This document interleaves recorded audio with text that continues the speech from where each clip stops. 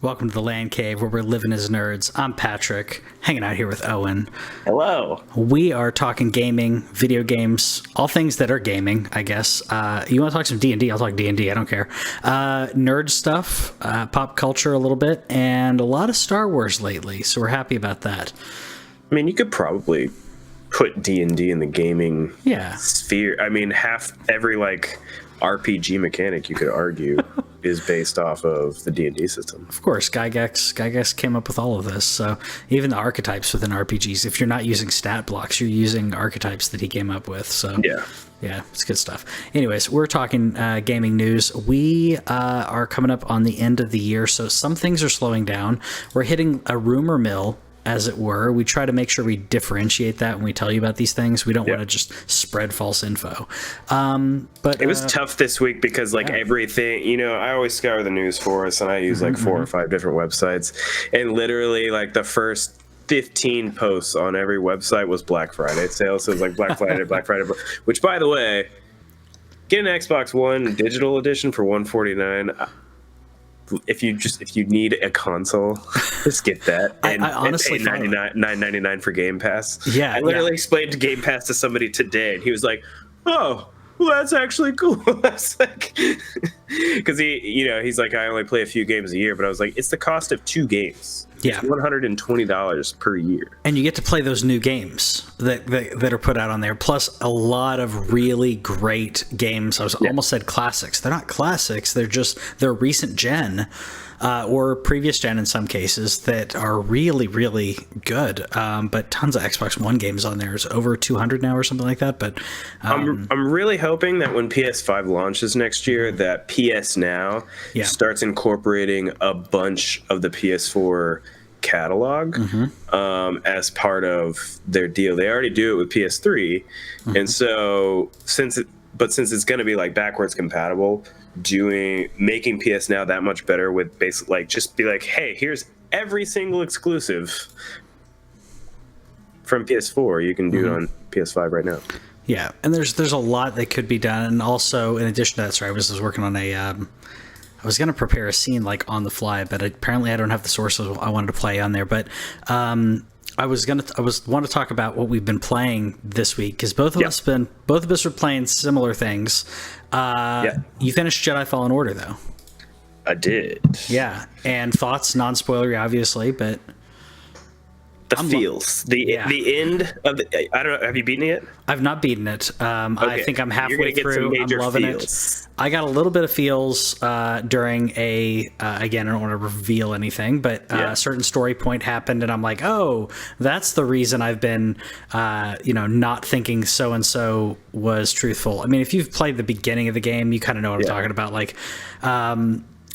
I mean, I liked everything that I've played so far. Like I said, I think I'm halfway through or so, but I'm enjoying it. And then you and I both hit up Stadia. Yeah. What are your thoughts? So I posted on the facebook.com/TheLanCave some initial thoughts, which you should be following. Everybody follow. If you're a podcast listener, get on there and talk to us, because we want to hear from you. Yeah, I try and share out stuff pretty regularly, and then Patrick does as well, and we're trying to get more active with it, so participate with us and make it fun. But I started out an initial list. Tech-wise, it's awesome. It runs. I've only done it on my Mac with the plugged-in controller. Flawless, no lag, no input lag whatsoever. Did not have any issues playing Destiny 2, which is an online-only game. So it wasn't even a game that was just me. There was actually people in there with me. Not a lot. There was a few people in there, probably similar to me, where they're just trying it out. No issues with the game running whatsoever. All my issues are on how the library works and how the storefront works. You can't access the storefront through Chrome on your computer. You can't access it through any website on a computer. It has to be through the Stadia app, which is stupid.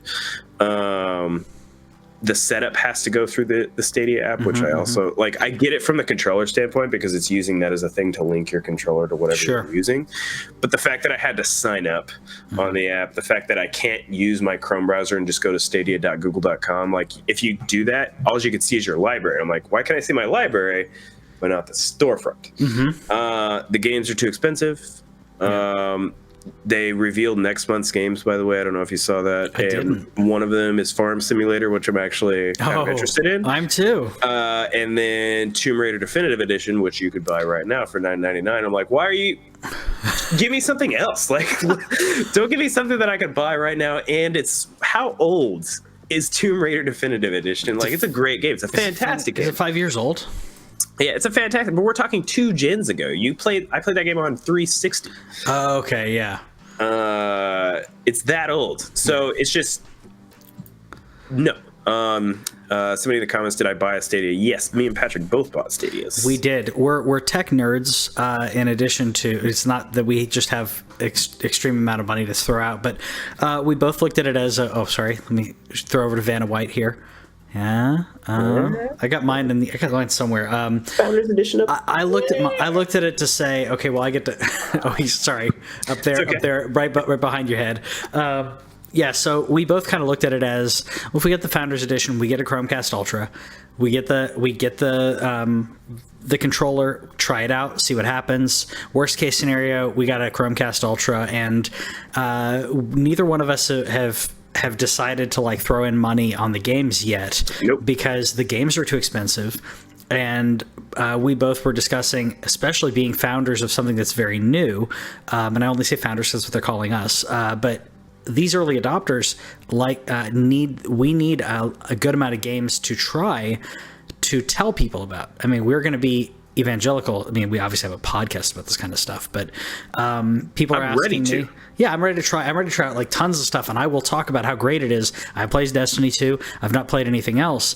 I will play both Farming Simulator and Tomb Raider next month, and I'm excited about that. But I think that they should be throwing it. I mean, okay, next month we get 2 games, but they should be throwing more games at us in deeper discounts, as well as give us games that we don't have access to right now, like you said, or just like give me the option to demo everything. Like, just let me try all these games.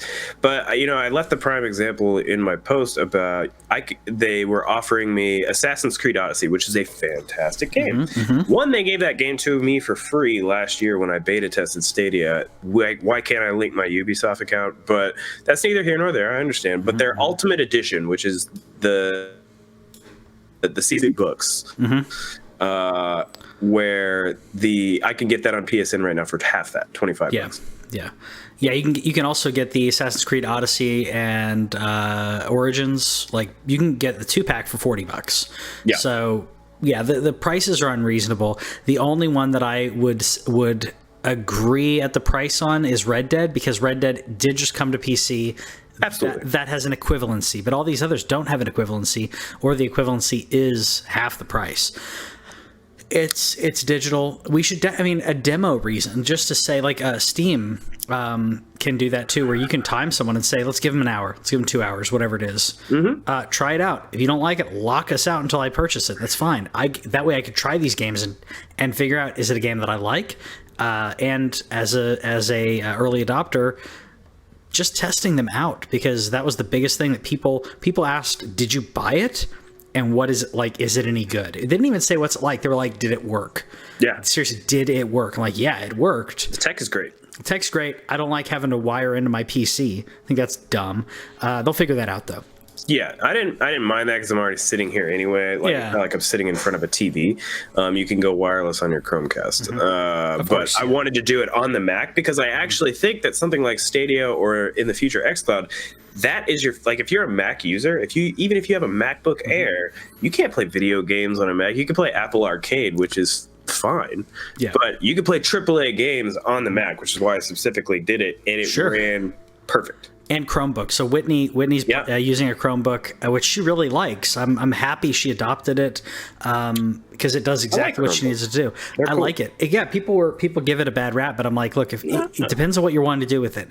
You want to do video editing? No, don't use a Chromebook. But do you just need access to browser? Do you need access to the Google Suite and mail and a couple other things? That's all she needs. All she's doing with it, and she's able to rock that quicker than her PC. Great battery life. It's a great battery life. I think it's got like 11 or plus hours on it. I've considered getting my mom one because she doesn't use computers at all. And aside from an iPad, which I could obviously get her as well, I even think a Chromebook might be simpler than operating an iPad because a lot of that stuff is already built in. Yeah, I mean it's very similar to using it is so similar to anything on the Android market and any Android phones. But I'd say, in my opinion, it is simpler than any Android phone because what you're having to, I guess your taskbar, as it were, is right on the bottom.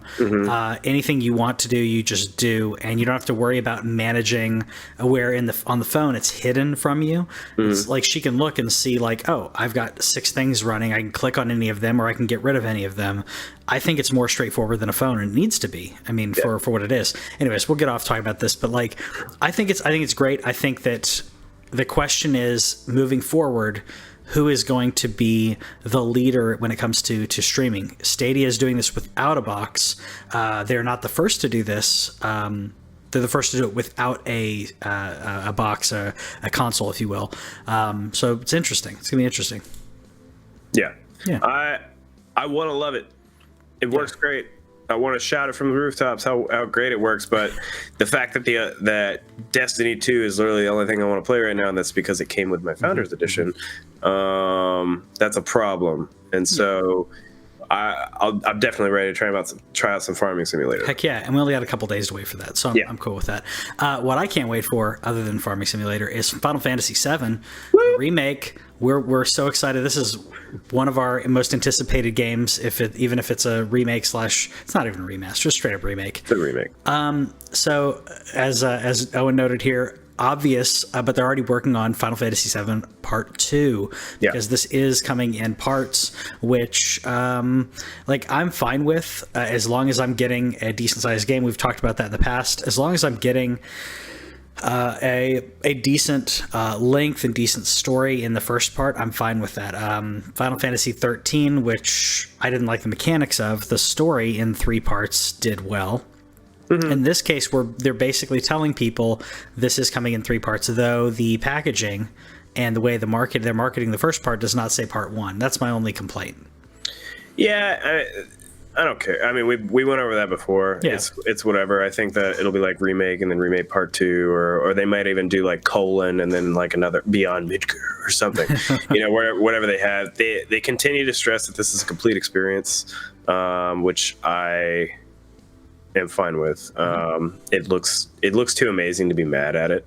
In my, like, anybody who's like they're lying about the thing, I don't think they are. They've made it very clear.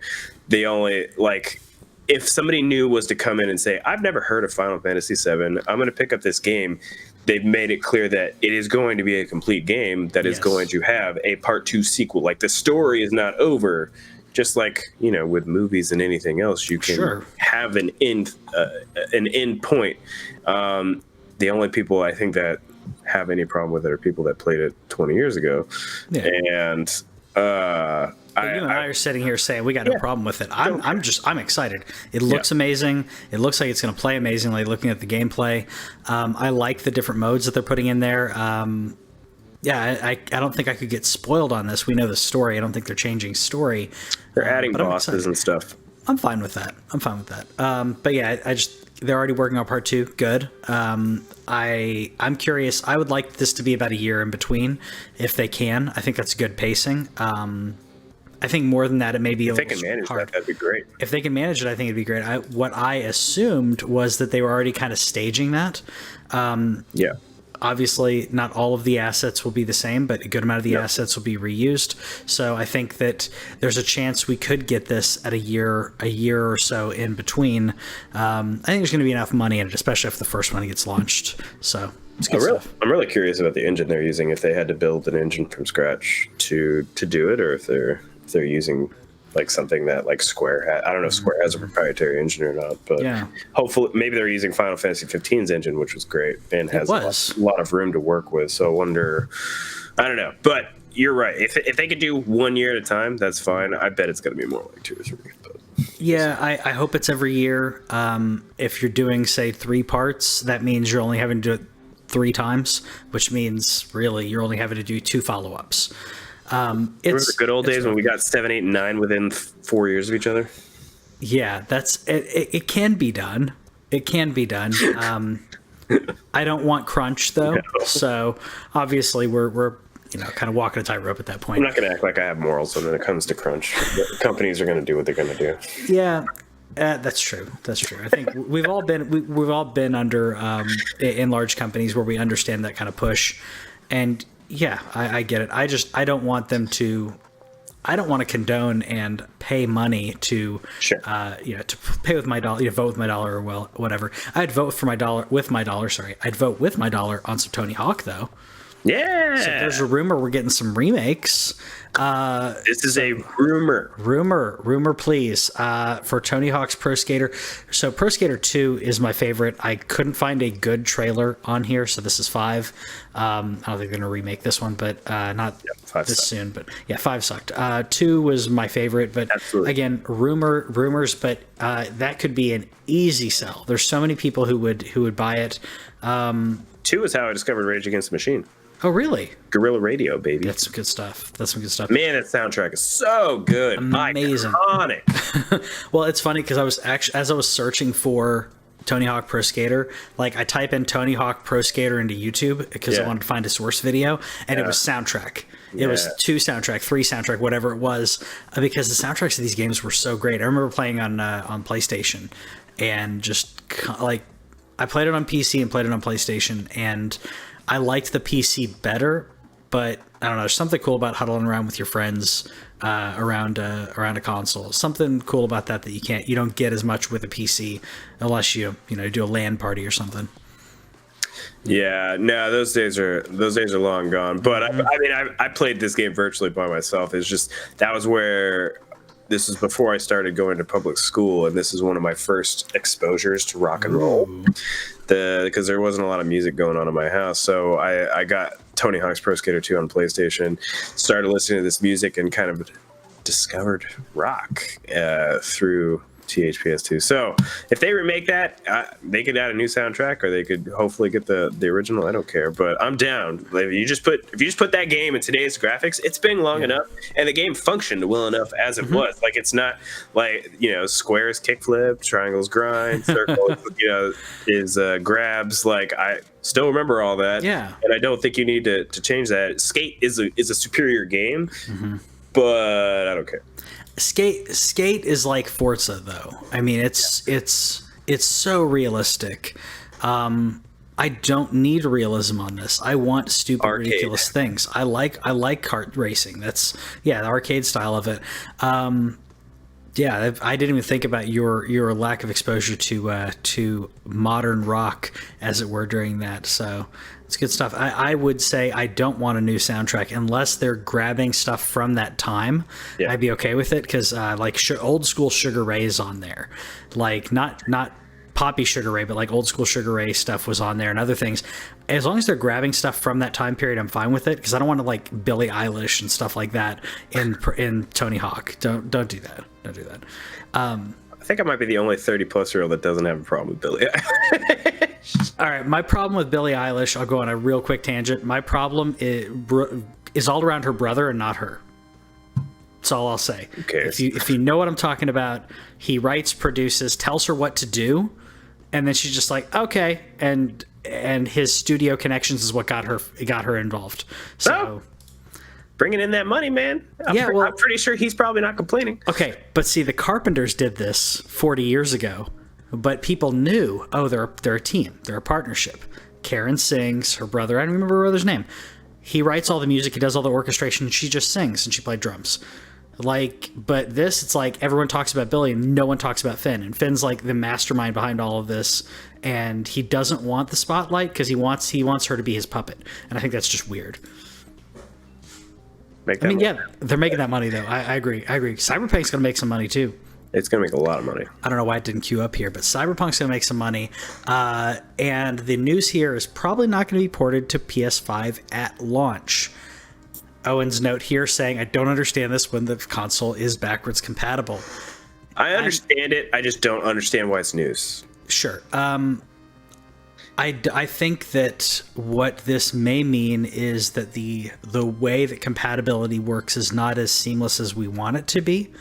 Because if it's available on PS4 at launch, and then I get my PS5, and I can't play it on PS5 unless what they're saying is that it's not playable at all, because it says not planned for launch. But if I can buy it on PS4 and then play it on my PS5, backwards compatible, of course, not as good at graphics, it's a non-news. It's non-news at that point. It's not fake news, just non-news. The only thing that I can think of is like Last of Us on PS3 versus Last of Us on PS4. Like it looks better on PS4. I think that's what the thing is some sort of like up-resing that they did on PS4, but otherwise the game runs virtually the same. Yeah. So I don't. That's the only thing. Like whenever they're talking about porting it, I was like, it's going to be backwards compatible. It's confirmed. So what's the deal? It has to be that in regards to I'm not going to be able to purchase the PS5 version when I get Cyberpunk. Now, does that mean that I will wait? Depends on what I'm playing with. Some people, you're not going to wait. Depending on what I'm playing, because of my my mid-year resolution of I'm not buying games that I'm not playing right now. Because of that, I know it's weird, but because of that, I may wait. But at the same time, I may Redbox it. I don't know. But that being said, I bought Last of Us knowing full well that I assumed I was going to get a version on PS4. And that game is marvelous, and I bought it again. So, yeah, I mean, it's... I won't buy it twice, but I'm definitely buying it on PS4. Well, I mean, you don't have to at this point. I mean, if it's okay, so the graphics might not be quite as good, but if the game is still there, I mean, and by not as good, I know that we could do a dive, and we probably do a dive as we get closer to the launches and understanding these architectures. But everything that I've read of the new PlayStation, the new Xbox, says that this is more of a leap than the PS3 to PS4 was, or the 360 to Xbox One was. Now, if that means that our eyes are actually going to see that big of a difference, I don't know. I'm wondering if it's more of how the console is going to look at launch versus how it looks now. If you've seen the evolution of like PS4 runs and looks better now than it did at launch.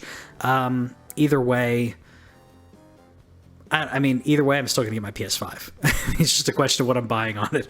And the fact I think you're muted, buddy. With a game like Cyberpunk, I'm gonna have moved on by PS5 anyway, so it doesn't I only put it in here because again, like it's all Black Friday news, and it was a news piece. Sure.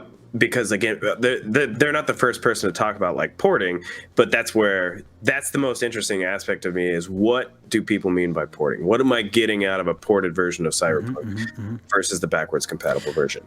I think what we're gonna see here is the difference in regards to the I'm sure there's a better industry term for this, and I apologize. Anybody who knows it, let me know in the comments. But I'm going to refer to it as a native port, meaning when they are porting a game to PC, Xbox, PlayStation, and they're optimizing for those. Right during that time, as opposed to we already put it out on something, now we port it from the thing that we already put it out on Xbox One to go to new Xbox generation, or Xbox 360 to port to Xbox One. I think we're going to get a better quality in regards to the PS4 version versus PS5 version. Sorry, I think we're going to get a jump in there, but the question is how much? How much of a leap are we going to get in graphics? PS4 versus PS5 optimization and all that. I don't know. I can see it being like a 4K thing. Yeah, I could see 4K. I mean, we're also talking about the shadows, interlacing, what's the other? Ray tracing. Ray tracing, and there's quite a few other things that make we're now beyond the levels of 1080p versus 4K, because now 1080p with really good ray tracing is going to look amazing. I'm not going to go into a debate. Obviously, 4K is going to look better, but we're now in a situation where 4K is not just 4K. There's different levels and different other things other than just saying my GPU can do this. It's all about. It used to be about objects on screen. Then it was about shadows. Now we're on ray tracing. Technology's awesome. I'm loving it. I'm loving it. Yeah. Also loving Resident Evil, which we're getting another rumor, by the way. Some more substantiated rumor. More well, so PS2 by the Resident Evil 2, by the way, corroborated. Resident Evil 2 did really well, and that's a great remake.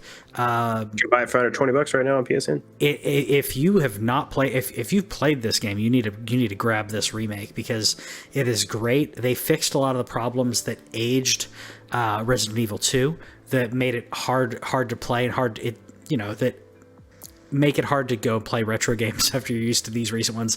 That being said, Resident Evil 3 remake rumored to be coming next year.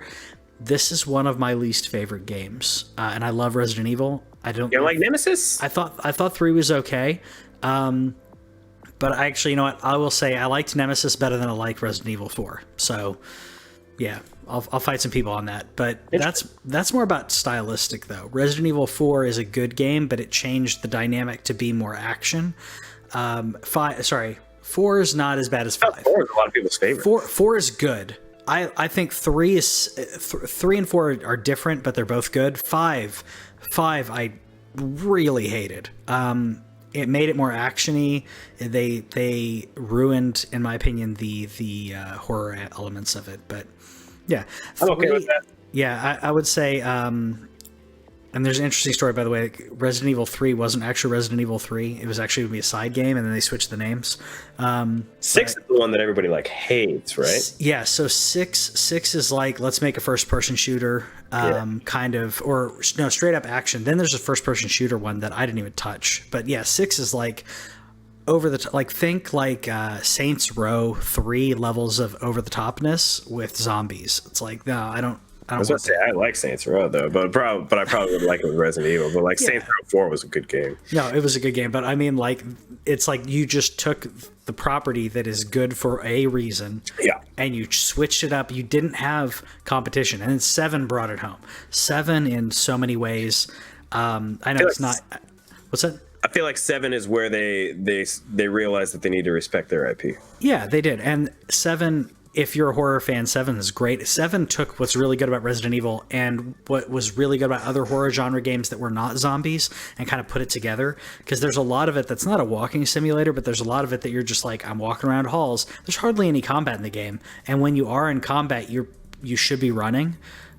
So it's not as combat heavy. It's more about surviving and puzzles. And I absolutely love it because if you play, I know horror is not your thing, but Resident Evil's like there's a ton of puzzles and trying to figure out like the overall story of what's really going on. And 7 was just great. So, this is a rumor that's coming next year. Yeah, rumor is coming next year. By the way, not a rumor. Xbox VR not happening because they said. Well, there's not an ask for it. There's not an audience. Nobody's asking for this. Which, I think it was it Robert that was saying like, yeah, nobody asked for subscription models and all these other things, but they've helped. Like, there's other things like you can't just not push the boundary, and VR is some great stuff. Depending on what you're doing with it and everything. Shu responded though, we oftentimes work hard to make things that no customers are asking for. Shu, hey. Yeah, it's just how that was such a cordial way of saying like you're doing the wrong thing. It was a very nice way of saying, look, that's not what it's about. I mean, Nintendo's one of the biggest examples of that. Nintendo pushing all kinds of boundaries, and they weren't afraid to fail. Sure, some things screwed up, but like the Wii, no one thought. I mean, if looking back at it, if you said, "Hey, you got video games, you got Xbox and PlayStation are the big things. Nintendo Wii's coming out. It's going to be all motion controls or almost all motion controls." I would have said that's never going to fly. Like, people are going to buy it. But and then 100 million units later. Yeah, exactly. third best-selling console of all time. Now it is, yeah. Yeah. I mean, yeah. It's about innovation. It's about trying new things. PlayStation VR is great. There are other so obviously Oculus and so many others. The Oculus has a Vader story that I want to check out. I really want an Oculus Quest so bad. And that's the standalone one without cords. That's where I think that that Xbox is passing up on an opportunity. They've spent the last 2 years really building relationships. They put their games on the Switch. That's never been done before. I think that they missed an opportunity to say like, hey, Oculus, hey, Vive, who wants to make their thing work with Xbox Scarlet? You guys already make that hardware and you guys are awesome at it. Vive is awesome. Oculus is awesome. The Steam one is awesome. Hey, we have this piece of hardware that we're probably going to put in at least 50 million people's homes. You want to, for people that don't want to build a gaming PC, do you want to do something with us? I think that is where they lost an opportunity. I get that they don't want to make it. PlayStation is having a really hard time. For those who don't know, PSVR is the highest selling VR of all time, and that's less than 10 million units. That's how Phil Spencer's not wrong whenever saying like nobody's necessarily asking for it, but that doesn't make it any less awesome. And give you this huge opportunity. And the Scarlet is going to have some bomb hardware. So it's going to have a current level of PC in it, probably-ish. Like, probably not like a 2080 Ti, but you don't need that for VR. You need like a 960 or a 970, something like that. So quick story time on that, by the way. So Whitney and I were hanging out this weekend with some people, and someone shared a post on Facebook saying, hey, it was some I don't know, news site. I don't know. It's not really even news anymore.